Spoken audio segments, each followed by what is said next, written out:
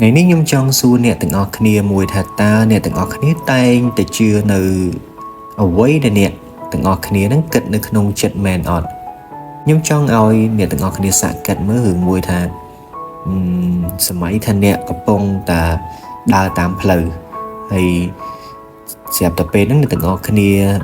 ឃើញមនុស្សម្នាក់ដែលមើលមកអ្នកទាំងអស់គ្នានឹងដោយទឹកមុខហាក់ដូចជាមិនពេញចិត្តនឹងយើងអញ្ចឹងពេលភ្លាមហ្នឹងទាំងអស់គ្នាមានគំនិតអ្វីខ្លះដែលផុសឡើងនៅក្នុងខួរក្បាលអ្នកទាំងអស់គ្នា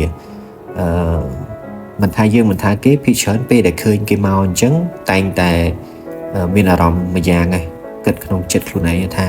គេស្អប់ខ្ញុំឬក៏ខ្ញុំធ្វើអីខុសឬក៏ការស្លៀកពាក់របស់ខ្ញុំអត់សមរម្យទេដឹងឬក៏យ៉ាងណាអញ្ចឹងគំនិតទាំងអស់ហ្នឹងគឺនឹងផុសឡើងនៅក្នុងរយៈពេលតែប្រហែលវិនាទីប៉ុណ្ណោះហើយវាក៏អាចធ្វើឲ្យអារម្មណ៍របស់យើងហ្នឹងគឺ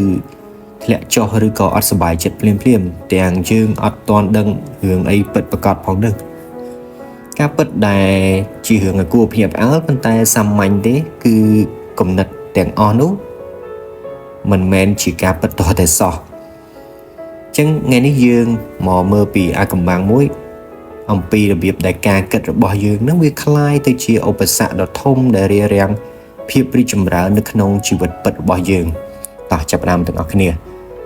ទី1យើងត្រូវដឹងថាការគិតវាគ្រាន់តែជាសំឡេងប៉ុណ្ណោះអញ្ចឹងដើម្បីយល់ពីមូលហេតុដែលគំនិតមិនមែនជាការពិតហ្នឹងអ្នកត្រូវតែដឹងថាខួរក្បាលរបស់យើងហ្នឹងគឺជារោងចក្រផលិតនៅគំនិតហើយវាផលិតនៅគំនិតរាប់រយរាប់ពាន់រឿងដែលកើតឡើងនៅក្នុងមួយថ្ងៃអញ្ចឹងគំនិតទាំងនោះ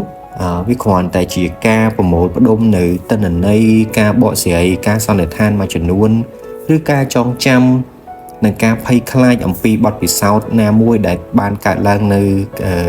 កំឡុងពេលអតីតកាលតែប៉ុណ្ណោះត្រូវចាំថាគំនិតរបស់អ្នកមិនមែនជាអ្នកទេគំនិតរបស់អ្នកគឺគ្រាន់តែជាសំឡេងឬការនិទានរឿងមួយដែលនៅក្នុងខួរក្បាលរបស់អ្នកតែប៉ុណ្ណោះឧទាហរណ៍ថាអ្នកមានគំនិតថាថ្ងៃនេះជាថ្ងៃសោយថ្ងៃអត់ល្អរបស់យើងឯងសួរថាតើវាជាច្បាប់ឬក៏មានភស្តុតាងណាដែលអត់អាចប្រកែកបានមិនមែនថាវាជារឿងដែលជាថ្ងៃដែលអាក្រក់របស់យើងចម្លើយគឺអត់ទេវាគ្រាន់តែជាសំឡេងមួយសំឡេងអវិជ្ជមានដែលព្យាយាមបង្កើតនៅអារម្មណ៍អវិជ្ជមានដល់យើងតែប៉ុណ្ណោះអញ្ចឹងបញ្ហាគឺនៅពេលណាដែលយើងផ្ដល់ឱកាសផ្ដល់សិទ្ធិអំណាចខ្លាំងពេកទៅឲ្យអាសំឡេងដែលនៅក្នុងខ្លួនហ្នឹងវាប្រាប់យើងថាការគិតរបស់យើងហ្នឹងបែបនេះអញ្ចឹងវានឹងធ្វើការគ្រប់គ្រងនឹងការសម្រេចចិត្តឬក៏សកម្មភាពរបស់យើងទាំងស្រុងតែម្ដងអញ្ចឹងយើងមកមើលឧទាហរណ៍នៅក្នុងជីវិតប្រចាំថ្ងៃដែលការគិតរបស់យើងហ្នឹងគឺក្បត់យើងមកឧទាហរណ៍ទី1ឧទាហរណ៍ថានៅកន្លែងធ្វើការអ្នកផ្ញើ mail ទៅមេឬក៏អតិថិជនឬក៏កន្លែងធ្វើការខ្លះផ្ញើ Telegram អញ្ចឹងចុះឬក៏ Messenger ផ្ញើទៅហើយអំពីការងារណាមួយស្រាប់តែបាន 4-5 នាទីចេះតែតាមមើលមេមានចូលមើលអត់ដល់ពេលឃើញគាត់ស៊ីនហើយអត់ឃើញតបអញ្ចឹងទៅអញ្ចឹងការគិតរបស់អ្នកអាចនឹងលោតមកទៀតដែរថាអូតិចមេខឹងឬក៏ធ្វើអីអត់ល្អត្រង់ណាមួយអញ្ចឹងណាឬក៏សរសេរអីខុសចិត្តមេមានបញ្ហាអីមែនបានគាត់ស៊ីនហើយអត់ reply អីអញ្ចឹងឧទាហរណ៍ថាយើងមានការស្នើសុំណាមួយអញ្ចឹងចុះអញ្ចឹងវាគ្រាន់តែជាការគិតរបស់យើងតែប៉ុណ្ណោះការពិតប្រហែលជាគាត់កំពុងជាប់ប្រជុំឬក៏គាត់មើលឯកសារឬក៏គាត់រវល់ការងារផ្សេងមួយចំនួនទៀតដែលគាត់អត់ទាន់បានមានពេល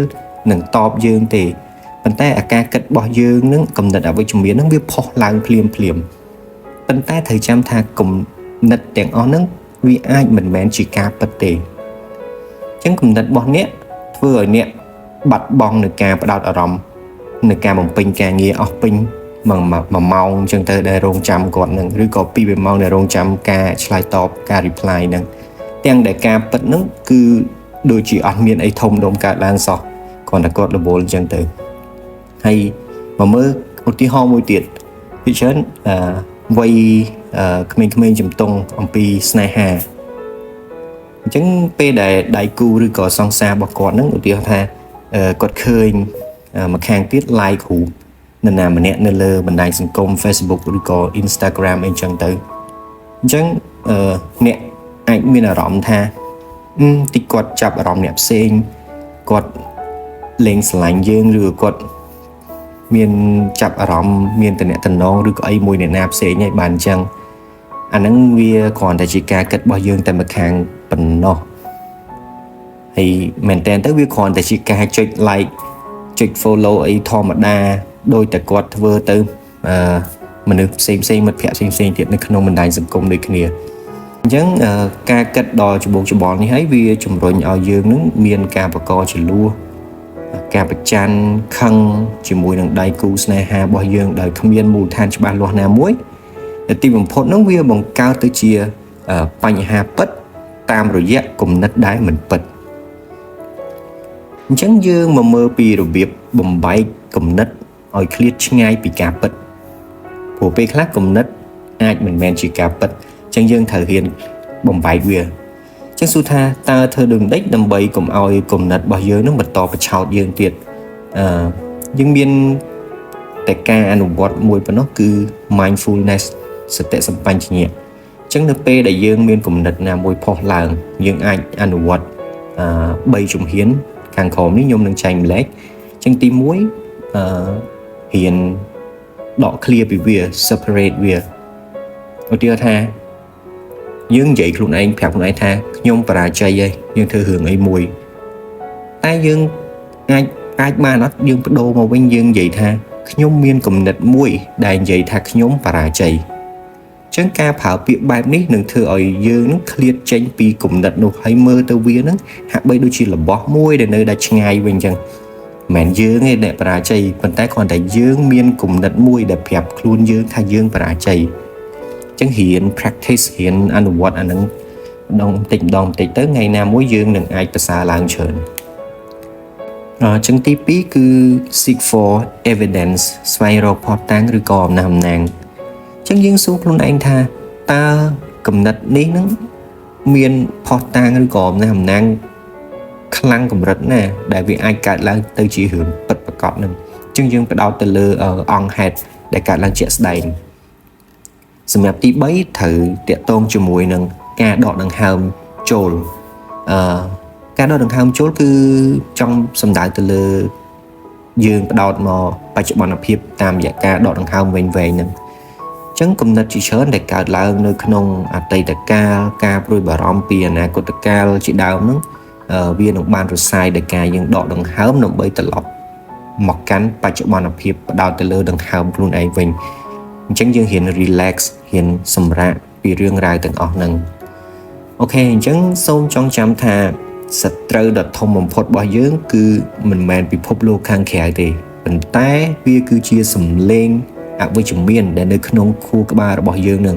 អញ្ចឹងចាប់ពីពេលនេះតទៅយើងសូមគុំបណ្ដោយឲ្យគំនិតទាំងអស់ហ្នឹងអវិជ្ជមានអស់ហ្នឹងរត់ហួសទៅដូចជាពពកនៅលើមេឃអញ្ចឹងហើយចាប់ផ្ដើមហ៊ានហួសនៅជាមួយនឹងការពិតដែលមានសន្តិភាពពីខាងក្នុងជាក់ស្ដែងកុំឲ្យគំនិតទាំងអស់ហ្នឹងអស់យើងទៅនេះទៅនោះគ្រប់គ្រងទៅលើការសម្រេចចិត្តក៏ដូចជាសកម្មភាពរបស់យើងបានអូខេអញ្ចឹងសូមអរគុណដែលបានចំណាយពេលវេលាស្ដាប់នៅវីដេអូមួយនេះអញ្ចឹងសង្ឃឹមថាអ្នកទាំងអស់គ្នានឹងទទួលបាន